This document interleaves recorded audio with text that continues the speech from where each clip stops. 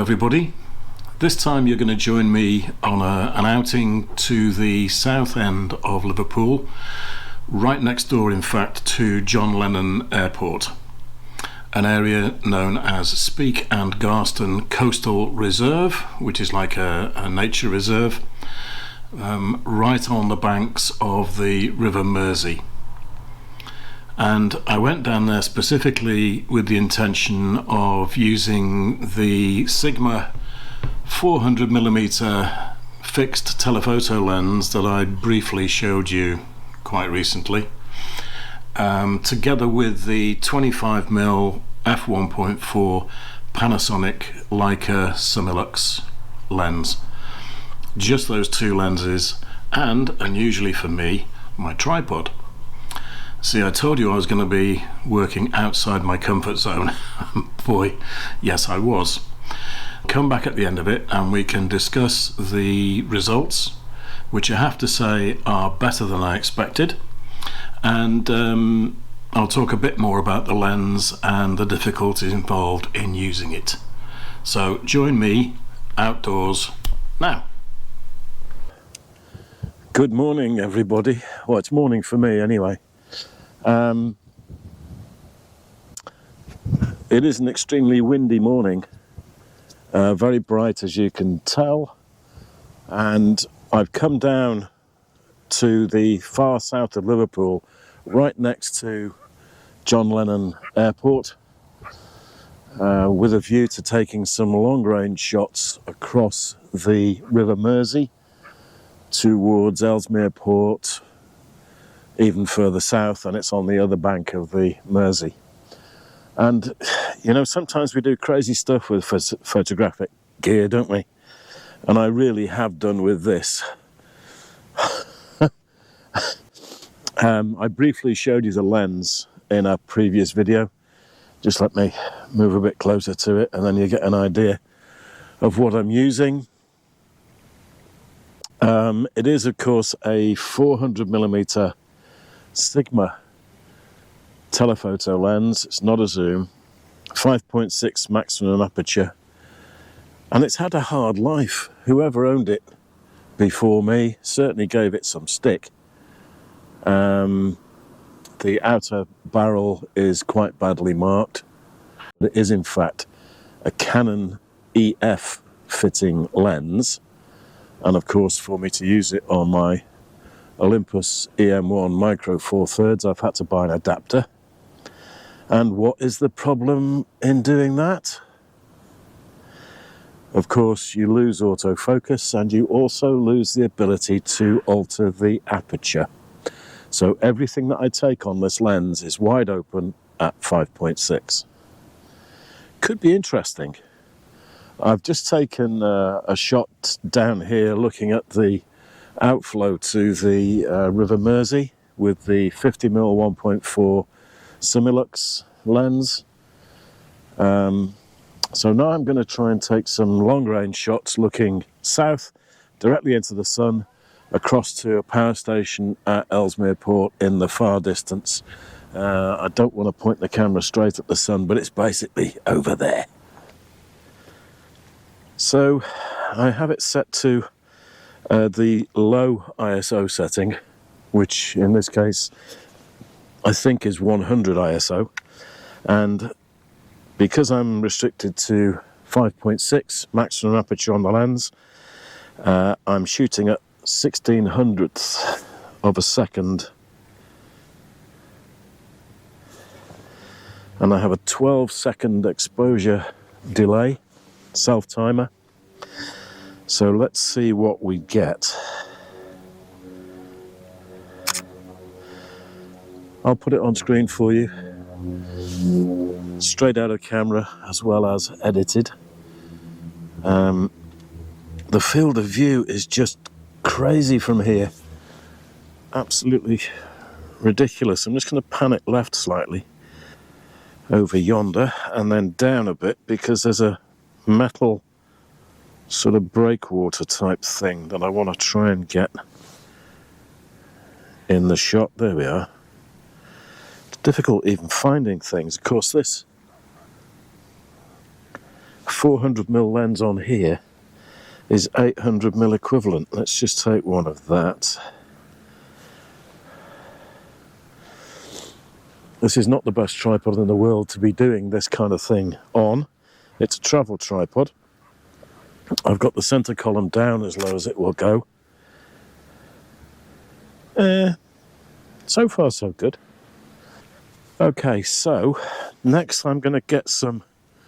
I'm just tilting the camera down fractionally, and I do mean fractionally, you can probably tell from over there, to get some of the patterns. Because the tide is out, the mudflats are reflecting an awful lot of great detail from the sky. I will be amazed if these come up to any sort of critical standards in terms of technical quality. I'm just going to pan it right a little bit more.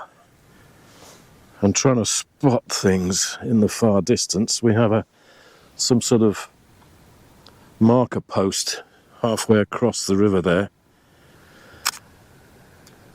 Well, we're getting images. 800mm on a travel tripod. I shouldn't really be doing it. I need something much more rigid than this. You've only got to breathe on it, and it moves.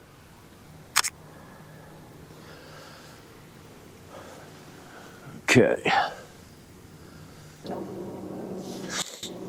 Now the issue I've got here is that looking more or less due west, the light is really quite flat. There's nothing much bringing out details across there.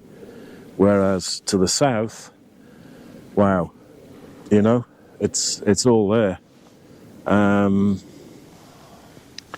So let's have a look over here again. Okay. See, other photographers wouldn't show you this. This is where the head decides to unscrew.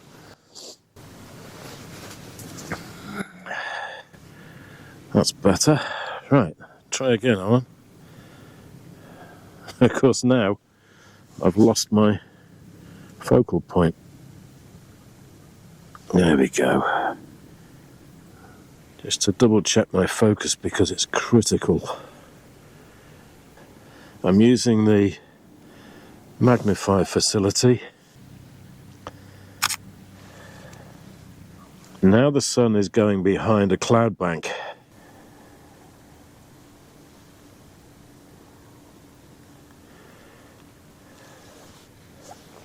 Yeah, the light has dropped to such an extent that we're now on a 500th at 5.6 with ISO 100.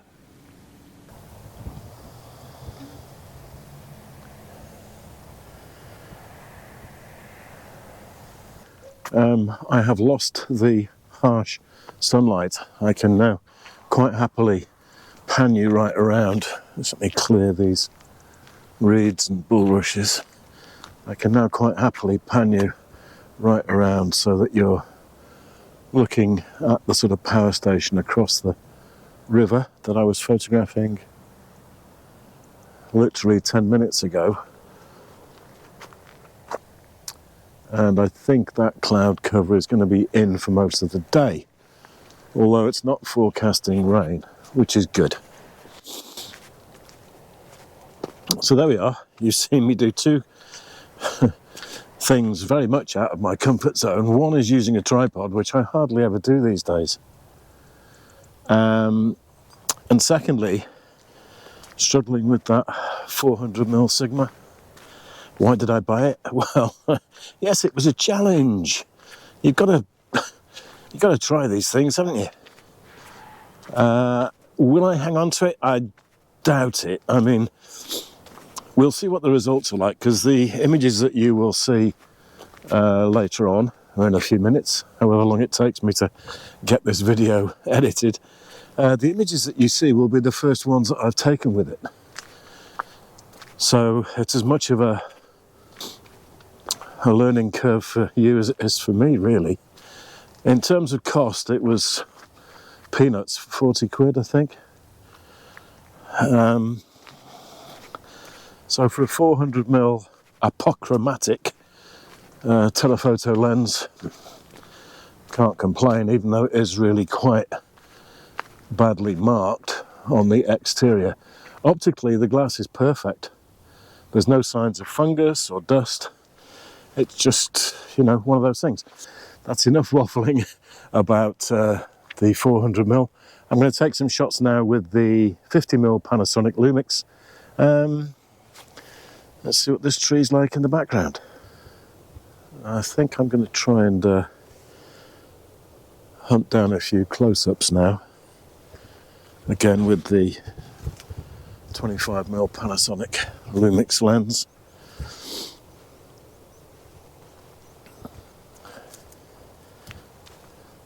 It's quite relaxing compared to using that 400mm Sigma. It is incredibly peaceful down here. If I just clam up for a minute, it really is incredibly quiet. The peace does get disturbed once in a while by planes taking off from the airport. So, I've taken a few images. I'm as curious as you are to see what they're like. Does a 30-year-old Sigma 400mm autofocusing telephoto lens deliver the goods, even though it's battered and I'm unable to use it wide open? We'll see when we get back to the computer, so I will see you guys there.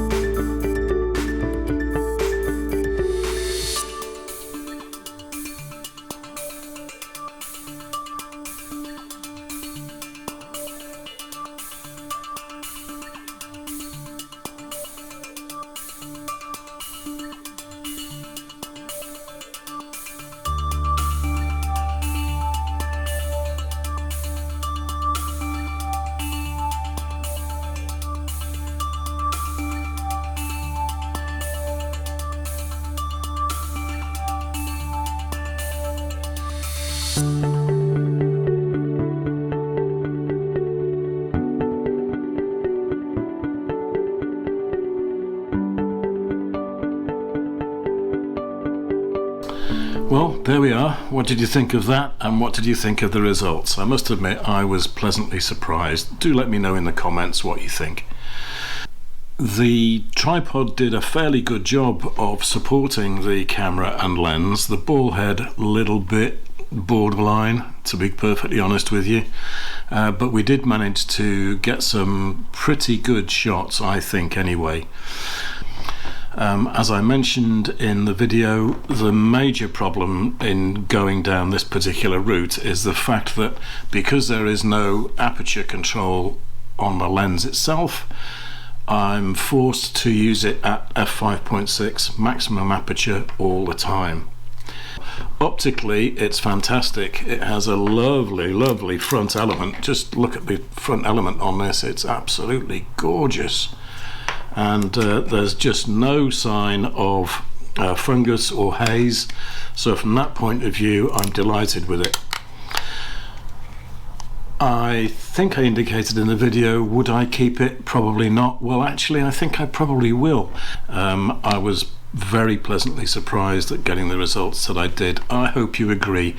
Please let me know in the comments what you think. Was it worth the experiment? Was it worth me buying the lens at all? I think it was, and I'm probably, during the course of this coming summer, when the weather improves and we get a bit warmer around here, I'm hoping to use it a little bit more. I'm going to have to put my thinking cap on and work out sort of potential locations where I can use it.